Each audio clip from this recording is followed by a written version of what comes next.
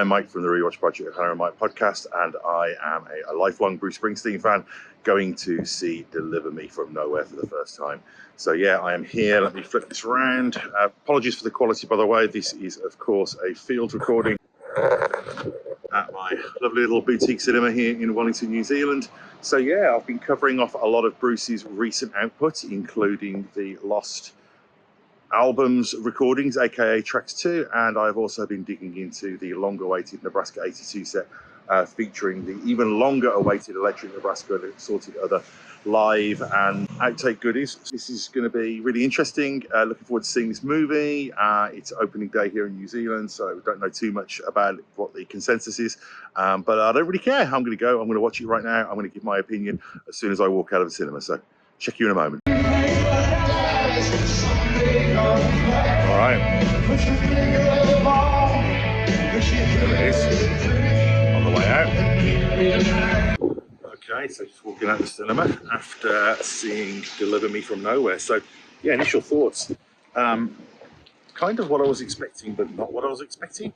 In the sense that, I mean, it is kind of an anti-biopic in some ways. You know, sorry about the wind here. I am in Wellington.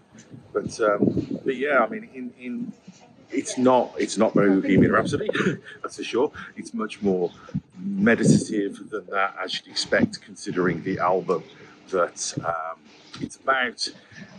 It's much more, I guess, kind of about male mental health, really, in a lot of ways. And it's very much an actor's movie. The performances were all great.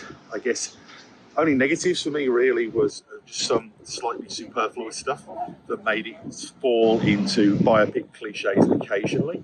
Some of the stuff with the Jeremy Strong character, John Landau, some of his home life stuff, just felt like an opportunity for him to deliver exposition, you know, to his kind of passive wife exposition recipient character, and some of the romance stuff as well. You know, it does feel a little bit superfluous, but I guess you kind of need it, because I think you need to understand the impact that Bruce's struggles were having on his private life. You know, you need that context. But I feel like he told the story really well. It was really moving. I think using it as a vessel to tell a story about male mental health is a really positive, good thing. And overall, yeah, really impressed with it. I mean, I wasn't really kind of thinking, I think the physical differences between Jeremy Strong and Springsteen, they kind of fall away. And, you know, he inhabits the character, which is kind of the point, I guess. But no, on the whole, I really enjoyed it. It was great to see them take the approach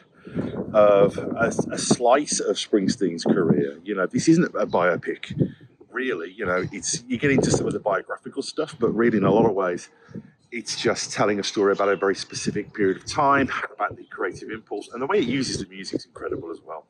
I mean, the Mansion on the Hill sequence, the My Father's House sequence, are just really powerful realizations and visualizations of those pieces of music. Although it did make me think about, I remember an interview Bruce gave in the mid-80s when he talked about why he never did music videos. And it was funny because he actually specifically said, he cited the example of Mansion on the Hill or My Father's House, I can't remember which one, but he said when people hear that song, they will all visualize a different house, and that doing music videos robs the audience of that. So I thought it was kind of ironic that, you know, we see that visualized in such a way. You know, we see the house in this film, so I thought that was kind of funny. But no, on the whole, I really enjoyed this.